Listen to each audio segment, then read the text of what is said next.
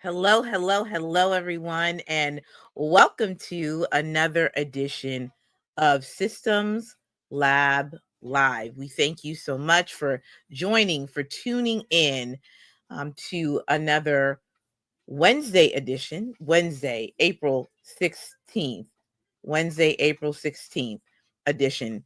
Let's get a mic check 1 2 1 2. Um, can you all hear me? I think you guys can hear me all right. Hello from LinkedIn, YouTube, and Instagram, which is currently loading up right now.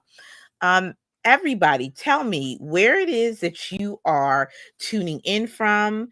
What is it that you all are working on? And I'm excited to talk with you all, chat with you all. What's the happenings that are going on? It's been a little while. I feel like we're on a kind of like a bi-weekly type of schedule, but just learning, regrouping, but also coming to you all with content and information that is really going to help propel you further in the projects and the programs that you are working on. So tonight's conversation is really, really good. It is exciting.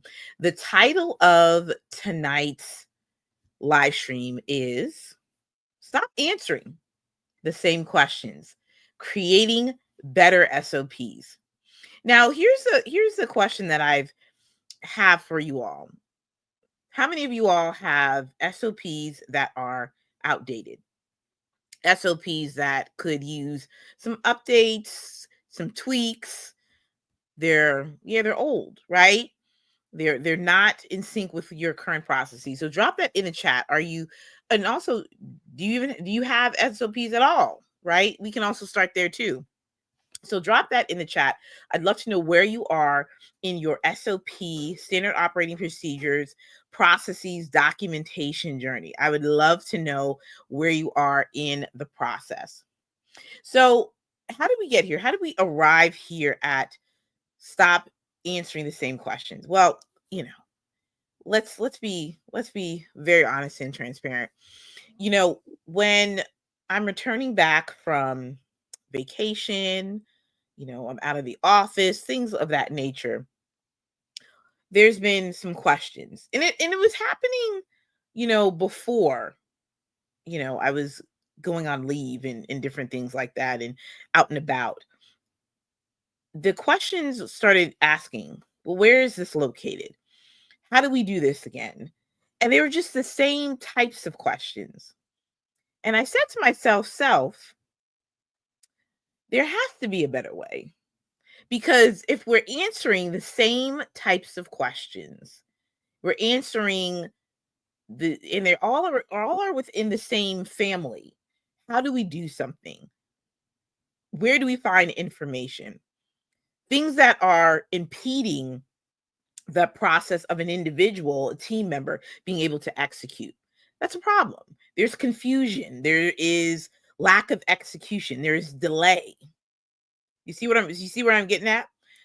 So for me, it's like we got to do better, right? We got to do better.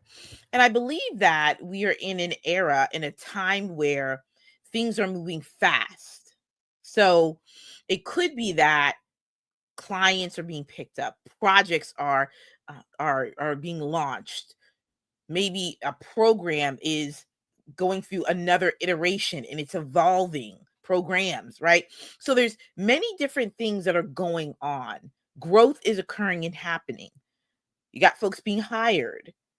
All these different types of things are happening. So whether you are an entrepreneur listening to this, watching this, or you're inside of an organization, a corporate space, or maybe you're on a board of directors, this should all resonate with you. So there's changes that are happening. And oftentimes when you are growing and going to your next destination, sometimes you're going super fast. And because of that, the operations and the processes have to match that level of growth. Does that make sense? I think it does. I think it does make sense. So I think what we're trying to talk about tonight is that tonight's conversation is centering around how we can do our work, particularly SOPs and documentation and things of that nature. How can we do that work smarter? How can we do it better? Now, this is not going to be in how to create SOPs. This is going to really center on the auditing, the evaluating of SOPs. So I have a few statistics that I wanted to drop for you all because I think we got to set the stage for the conversation at hand. So this was really super interesting. Um, Lack of documentation, poor management of documentation, and this is what poor SOPs look like. They're not written for the right audience. They're poorly written. They they the way that it's written, no one can no one can actually be trained on it. It's unclear, it lacks vision, there's not enough information. And so poor documentation management, also the management side, it's not stored in the right location. The statistic says poor documentation management can lead to 21.3% loss in productivity, and it can cost businesses $19,000 and $732 per worker annually. So can you imagine roughly about $20,000 due to lack of productivity because there's poor documentation management, $20,000 per employee. Now, can you imagine having 5 employees and you're thinking, okay, that's about 100,000. That's still a lot. Now, what if you are a Fortune 400? How many? That's a good question. I just asked myself, how many employees does a Fortune 400 have? Or is it Fortune 400? Let me see. Let's see. Fortune 100? Fortune 100 have at least 1,000 employees. Okay. Now, is there a Fortune 200? Fortune 200 are part of a larger Fortune 500, which ranks Fortune 2 are a subset. Okay. Okay. I don't want to get myself too involved in that. But a Fortune 100 company, okay, they have about 1,000 employees. So you have 1,000 employees, and then you have 20,000. Let's go ahead and calculate that. Okay. 1,000 employees times 20,000. That would be at minimum 20 million. Could you imagine $20 million costing you because of poor documentation management? And that includes not updating your SOPs, letting them, linger, be out of date, all those types of things. So let's chat a bit about what this looks like. So what does it mean to have lack of documentation? Why is that important for us to center this conversation that we're here tonight on?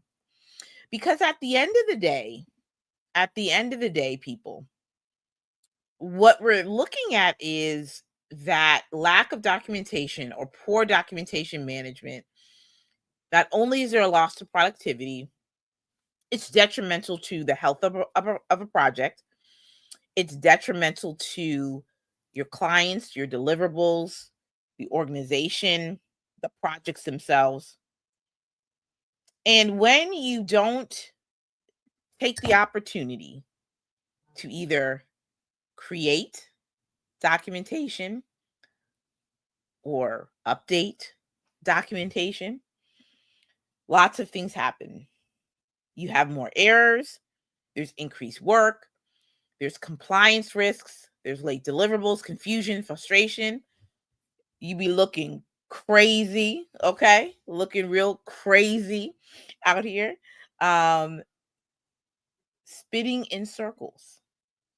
Spinning in circles. Why?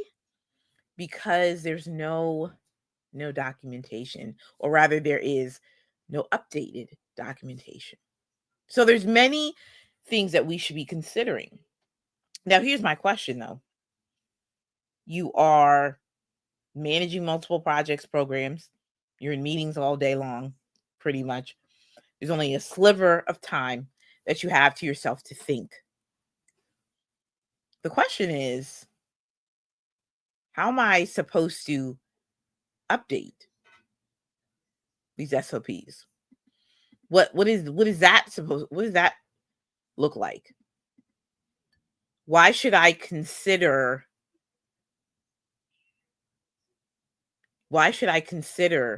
updating these SOPs? Can't I just tell people, this is how we can do the process? Shouldn't this be on my longer to-do list? Well, it's just going to stay there, right? It's always just going to stay on your to-do list, because really, we're looking at a time issue. We're looking at a capacity issue. That's what we're truly looking at when we ask this question of how are we going to get it done? Like, what's the whole thing? Like, how are we going to be able to do that? If I'm in meetings, if I'm coaching my team members, if I'm doing strategy, I'm doing presentations, I'm getting status reports, I'm making sure that nothing is rolling off. I'm doing all these things. I'm on lots of different calls. So how is it exactly that there's time for updating SOPs? Some people may say, we'll just delegate it. Well, you could delegate it to the team or the team member, but I suspect that person is doing just as much as you are in terms of workload. I would say so myself, right? I would say so myself. So the solution in my mind is, I was like, well, what do you do when time is an issue, your capacity issue? I could put it on a goal to update this quarterly, right? What do you do? Well, I got to researching, and I was pleasantly surprised, very pleasantly surprised, to be able to see that Scribe is a documentation screen tool that captures the step-by-step, process. So one of the things that is pertinent in this particular area that we talk about when we start to introduce AI tools is we always want to think about the ethical considerations for AI. What do we mean by ethical considerations? So a while back, on my email list, I talked a lot about the ethical considerations of AI. And why was that important for me to start off that in that way? Because one of the things that I started noticing is the fact that, like, everybody's utilizing, AI, and it's fine. Like, it's a good thing to utilize that tool. But I'm bringing up a couple notes on this, but it's important that we really start to ask these questions about, as project managers, as project leaders, program managers, you know, how do we ethically utilize AI in a way that is going to enhance our work, but it doesn't take away from our originality? So that's one of the questions that I was asking. I did not want to use AI in a way that would make my work seem like I was using a machine's idea and then passing it along. Another aspect of AI ethics, and I think if we break down the definition of that, we're talking about the principles that should inform the development, the deployment, and the use of artificial intelligence. So I know I had my first question that I popped into my head to y'all, which was, all right, I don't want to seem like I'm utilizing AI and being, you know, insincere or deceptive and just passing it along with my work. We want to expand on that thought to say, what are the principles and the guidelines that should inform the development, the deployment, and the use of artificial intelligence? So when we think about AI, we want to think about AI and its ethical principles, such as potential harm, transparency, and societal impact. So there's several concerns that we should have when we're talking about utilizing AI. So some questions that I had in my email newsletter, I had a few questions. I'll just read out three. How can project managers ensure ethical AI implementation in their decision-making process? Who is responsible when AI makes an incorrect or unethical decision in a project? What should project managers do when AI generated insights are inaccurate? So in my stories today, I mentioned that we would be talking a little bit more about this as we continue to journey in AI and project management. But I think this is important to talk about the importance of you and your team, your company, your organization. What is your AI policy? Do you have a company, a team AI policy? It's just something to consider. It's something to consider. Shout out to those who are on Instagram. Salute to you. Thanks for tuning in. But yeah, that's the question. Should you have an AI policy? And I believe it is a yes. It's a firm yes. We're now in the day and age where y'all are seeing it. The what is it, these little action figure images, it's trending, right? Comic book type stuff, and the prompts and the this and the that. So this is why when we have these live stream gatherings, these meetings that we have every week, that it's important that we set ourselves up for success by creating some frameworks around our everyday work that really help us to think critically and strategically. And it says, how can AI help me in the development of this process? So that's why we, a couple weeks ago, we spent some time on decision making. We've looked at risk management, and we've had a framework that we can work with. So tonight is no different. Tonight is no different.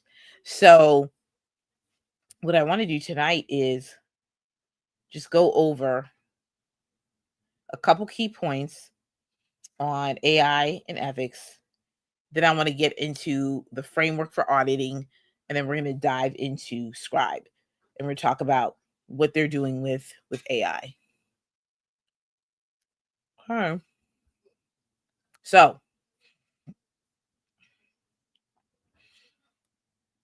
as you're moving through this live stream, and then tomorrow you start to utilize your AI tools, you start thinking about this because maybe you in your team or your organization is already in the process of utilizing AI and talking about some of this information about, like, what are some of the ethical considerations. So you want to think about data and privacy, what tools or what information, excuse me, that you all should have that should not go into any type of AI tool. So think about that: data and privacy, human oversight and accountability. You want to think through who is going to be the person that's going to be overseeing the process and the development when it comes to utilizing AI. And then you want to think through transparency and bias.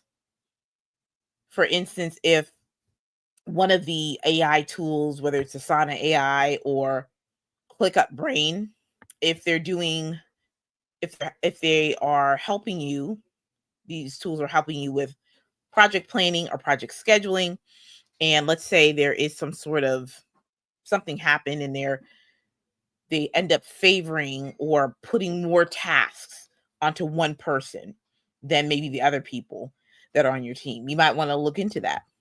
You might want to look into that. Any questions so far before we get into what we're thinking about when it comes to auditing SOPs? And then we'll move right into the show and tell portion where we'll talk more about Scribe and AI. Any questions that people have, let me know. Also send me a direct message, and be sure, because we're still going to continue on this journey, continue to share this live stream with about 4 to 5 people. People need to know. People need to know. So let us move into these 3 areas, these 3 particular steps that you take when it comes to SOPs and AI.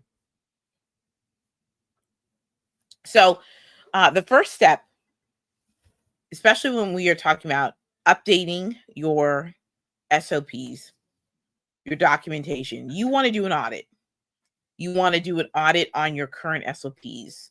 You want to do it, you can do it by department, you could do it by function or process, whatever is best, whatever works best. So you want to have an audit. You want to look at many different things. You want to look at the audience. You want to look at the steps that are being taken. You want to see the language and the direction. You want to make sure that other people on the team also understand what it is that is being written. Also, you want to make sure that the end result or the output is still in alignment with the SOP. Next, you'll want to streamline your content creation, your creation of the SOPs with tools like Scribe. And then there's also others, like Komodo Decks is one, Loom is another one. You want to make it accessible. So what you want to do is you want to make sure it's in a centralized location. You want to make sure that everyone has, and that is supposed to, has access to the documents as well. What's also important too is making sure that, and this could be done in a few different ways. It depends if you use a PM tool for housing the SOPs, or you're using Notion, or you're using Trainual, or you're using Coda. You're going to want to make sure that there is a date, that there is some date that is associated, that's indicated that this is when the SOP has been updated. So the 3 steps to consider, the 3 steps that you should be taking when updating your SOPs is: number 1, auditing your SOPs, your documentation. Number 2, what you'll want to do is you want to streamline utilizing AI tools for creating SOPs like Scribe. And then number 3, you want to make it accessible. You want to make sure that it's in a centralized location. And I think that is, telling you, those are the 3. There may be more, but I am excited to give you all those 3, because that can really help you set yourself up for success. So we are ready to dive into Scribe. And I'm going to share my screen. So you go to scribehow.com and you'll sign up. And I'm actually going to So we're going to make sure. Yeah, there we go. I just want to make sure everybody can see this. So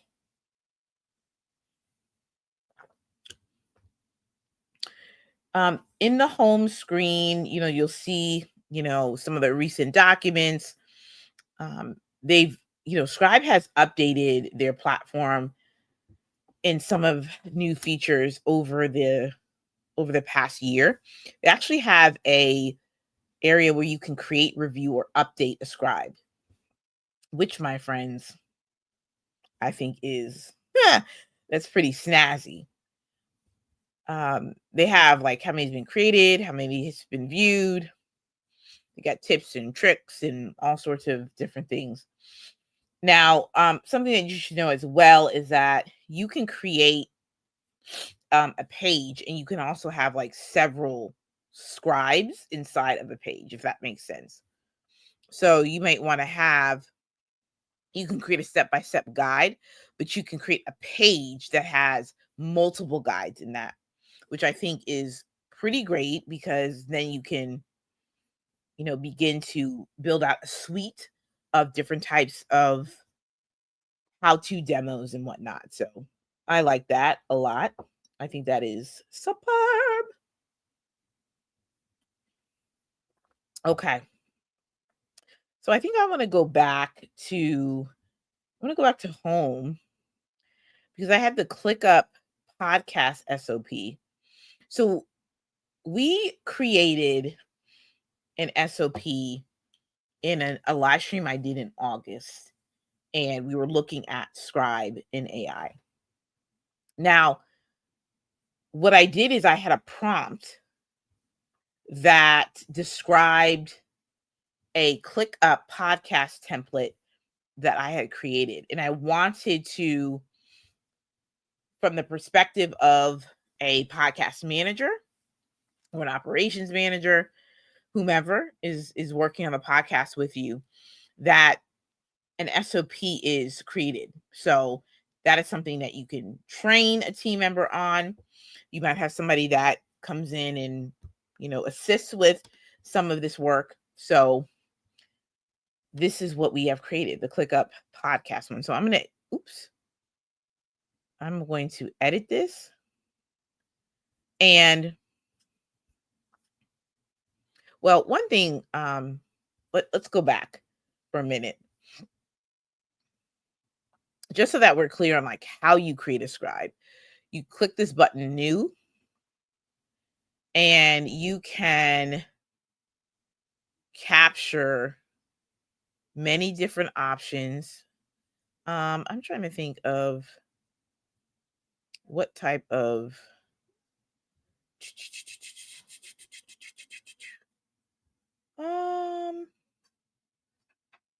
I'm trying to think about how I want to select a tab. So let me get into a tab. Let me see if it will allow me to do it here for the daily practice. Okay, let me see if it'll allow me to do this. Okay. Capture it.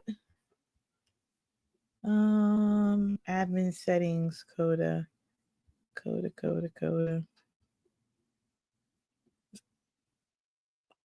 New tab. Okay, here we are. And so now it's capturing my browser.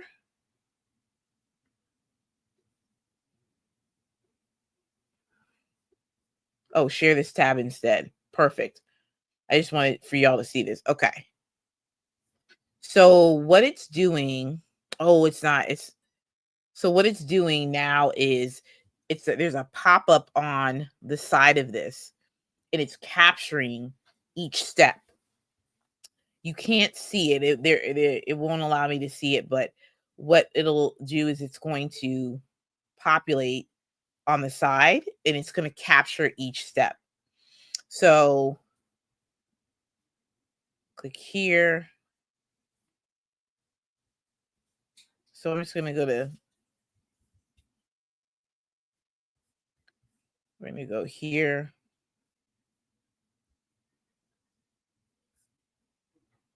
April.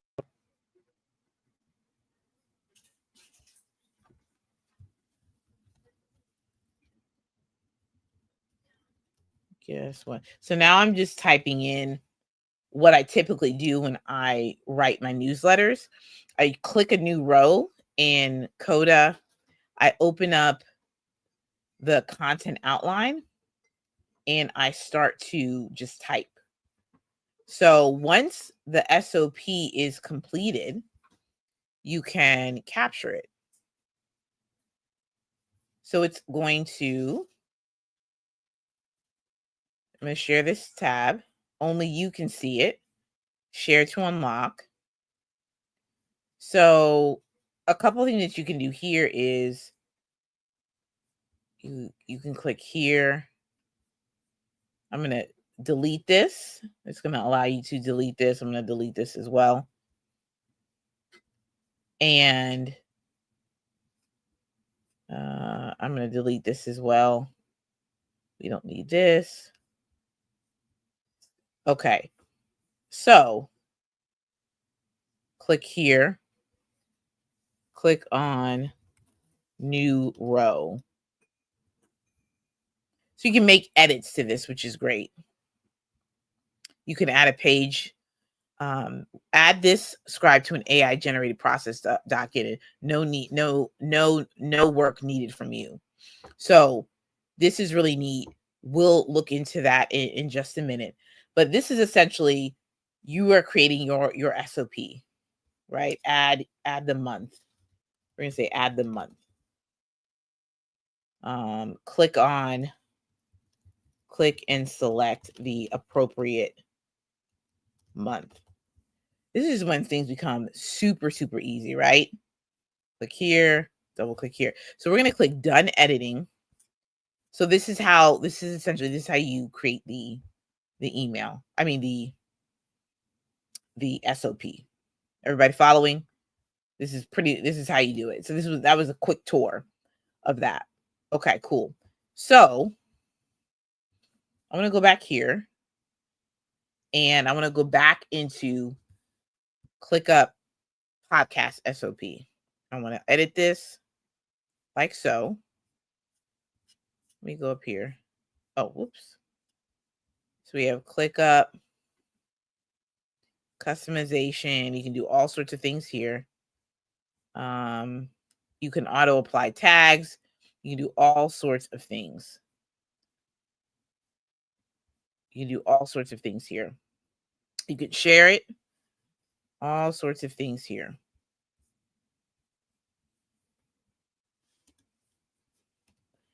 If you want to draft with AI, you can actually go and draft something new. So you can ask it to write an overview of the ClickUp podcast SOP for a brand new team member. Let's see that.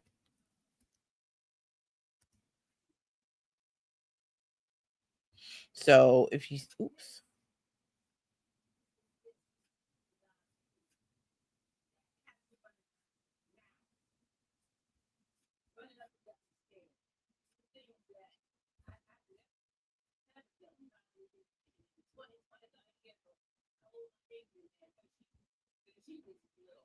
All right, so here's what it did right here. Here's the overview. You can ask AI, tell it how to edit the existing text. So let's say, and this is really good too, because let's say there is something inside of this template that you were like, we need to do better. Like we need to update it. So let's say this. So let's go back here. Oops. What is it? Okay, done. No. Discard. No. So let's do this episode planning, publishing process. So let's say we wanted to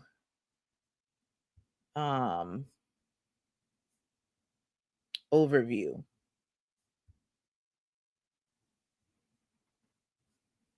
Okay. So let's say we wanted to add extra subtasks in here, right? So let's say for here, done. Hold on. Regular updates, adding a pie chart. Oh, podcast production, dashboard creation. Oh, the checklist. Okay, let's say for this one, we wanted to tell AI what we want to do. We need to update we need to update this section to include 3 more tasks that include approving episode content from our executive producer and the host. Can you add 3 more tasks?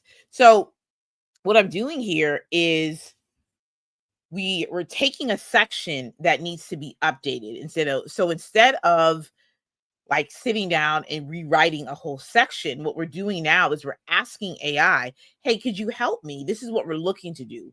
We're looking to add 3 more tasks into this section. Can you help me do that? This is about the approval process. So I'm going to click enter and let's see what happens.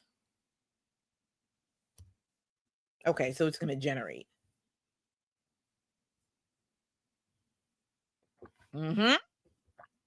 Approve episode content from the executive producer, approve episode content from the host, finalize promotional materials for it. So I want to replace the section. Here we go. So it replaced it right then and there. So you see how easy that was. Like that was pretty simple to do. So let's take a step back because we talked about the first step, which was auditing. So let me stop sharing. So we talked about auditing SOPs. This is your first step. So what I would recommend everyone do is go and sign up for Miro. It's free, but you should go ahead and just upgrade. Listen, I'm a Miro girl. Okay. I got an award, which I haven't shown you all yet. One day we're just going to have a good old Miro time. I just was selected to be an ambassador. So I get to do in-person events in my area. It's about to be a whole situation this summer. It's about to be a whole situation.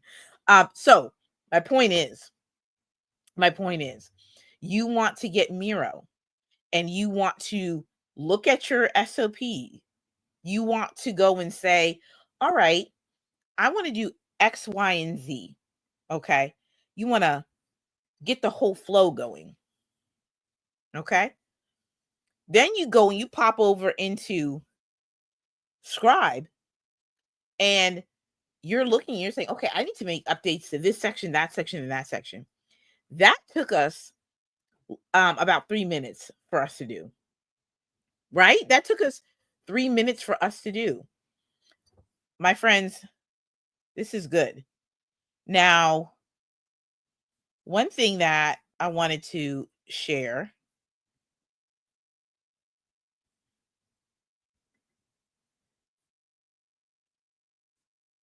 is it said there's something on here that says add to a page and you can do it. So what I want to do is I'm going to go back over to, I'm going to create a page. And it's going to be Schuler Strategies Group content creation. Hold up. I'm going to show y'all what's about to happen. Let me, this is too good. This is too good. Okay, y'all. Y'all see this? It says create page with AI. So let's see. I'm curious to see what this is. Content creation guide. So this is going to be pretty sweet because whoever is going to work with me is we're going to have we won't be on the same page on what this looks like. So create page with AI.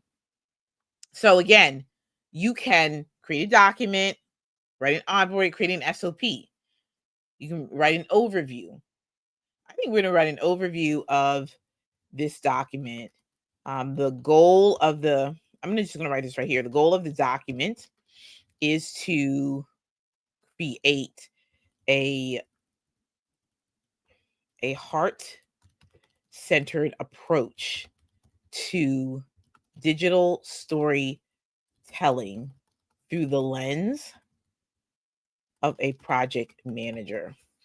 I'm telling you, the and also ChatGPT did something interesting. You know, y'all, I don't use ChatGPT in, well, I can't say I don't use it in a way.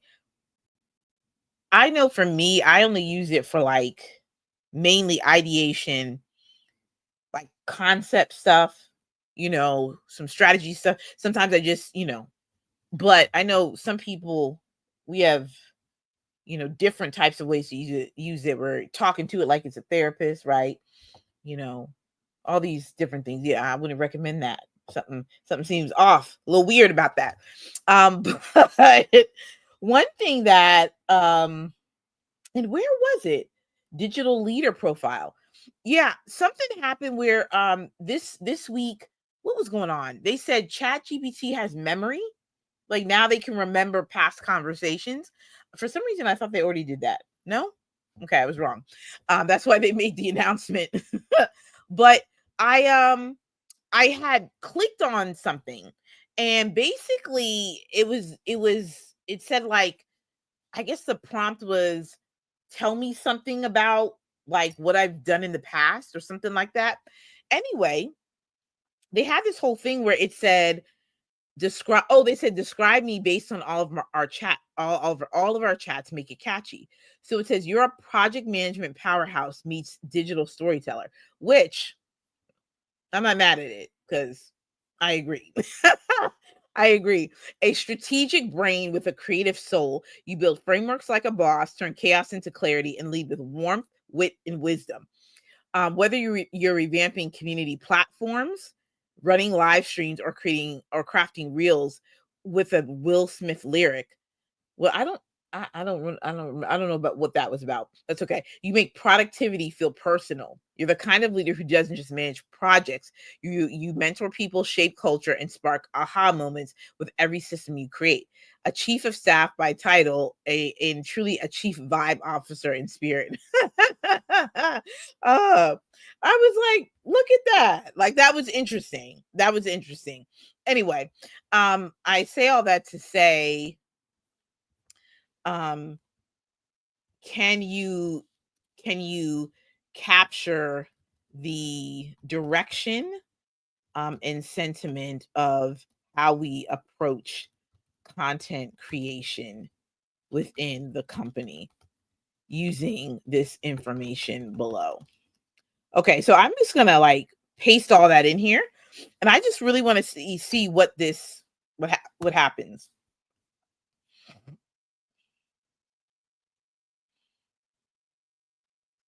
Okay, so it spit it all out, right? Okay. So we saw that they have a whole thing, um, chief vibe officer. That's interesting, right? Community engagement, warm leadership, frameworks and clarity. Yeah, mentorship and culture. I love that. So we're gonna press done here. We're gonna go back to the newsletter, and we're gonna do this thing here where we're going to add to a page. Add page with AI. Ah, Scribe AI can embed select scribes based on context. Okay, so we're going to click on this. Okay. What is it doing now? Oh, this one.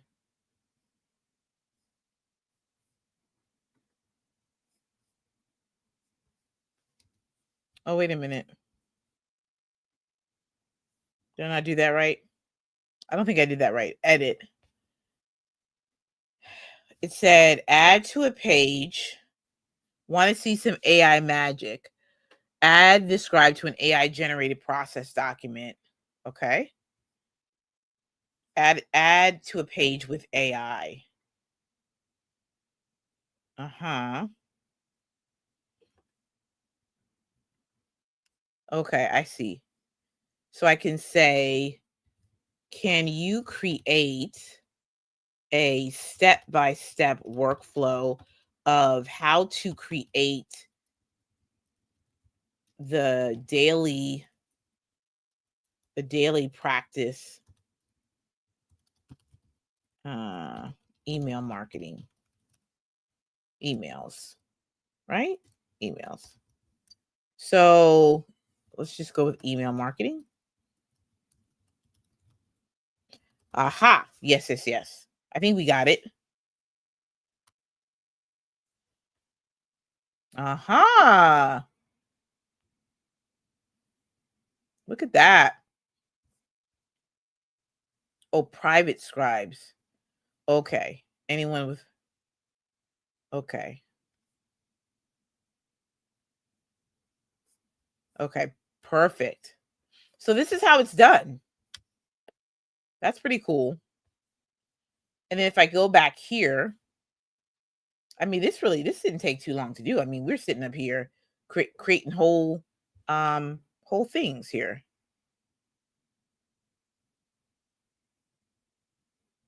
Ooh, someone asked a question. Anna Bartlett said, PMI has aggregated generative AI platform called PM Affinity, free to anyone with PI. Have you used it for anything? No, but Anna, we're going to dive into that. I'm so glad that she asked that question. We're going to dive into that.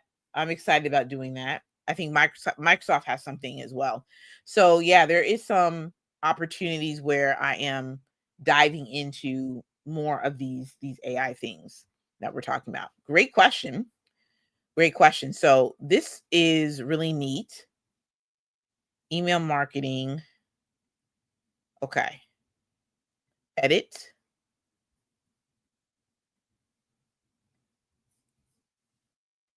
Hold on. I think what I want to do. Oh, I see what's going on here. We added this to a page. Can we can go back and do this. Add to, we add this to this page.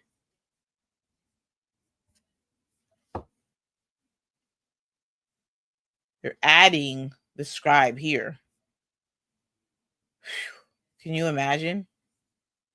I love it. And then you can put right here, text block. Oh, H2 header, email, newsletter. Look at this. Boom.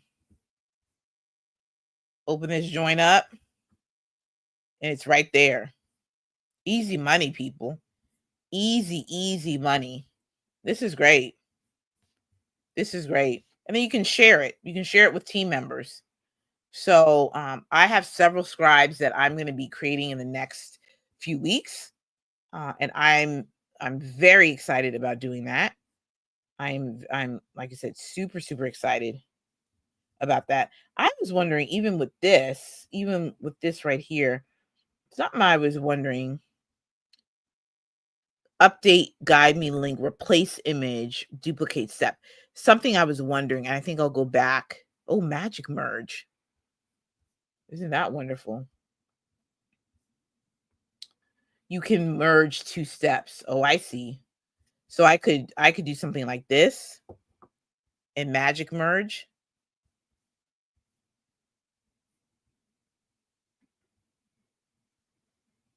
Oh, it's going to combine similar steps. Can you imagine? Oh my gosh. Who is excited about this? Wow. So it just did it, yeah. I think it just uh-huh. Yeah, I see right here. There was an error. Oh, okay. Or maybe we need a new image. I don't know. Click here. Oh, okay. Perfect. Add month, click here, double click here. So you could potentially do that. That's neat. That's really cool. And what's this? Okay, I see, I see. But yeah, you can go and share this, right? You can embed your scribe as a movie. Wow. Maybe later. Oh, that's neat. That's really neat. So, wow. This was cool. This is cool. I hope you all have enjoyed yourself here tonight. We got to have a demonstration of how we can effectively update our SOPs. It does not have to feel like a chore. Shout out to Anna for asking about PMI's Infinity. So I'm definitely going to put that on my to-do list. Share this live stream with about 5 to 6 to 7 to 8 people. I'm excited about us gathering together. Cross his fingers. We'll see about next week. That'd be really cool if we could. But if you have a tool that you would like for me to demo, please let me know. Send me a direct message. The whole premise of this particular series is that we are focusing on everyday processes that us as project managers and program managers that we perform, and then we're seeing for the AI tool, how does that help us? How can we utilize that to help us be able to do our work better? So have a fantastic day. We'll talk to you all soon.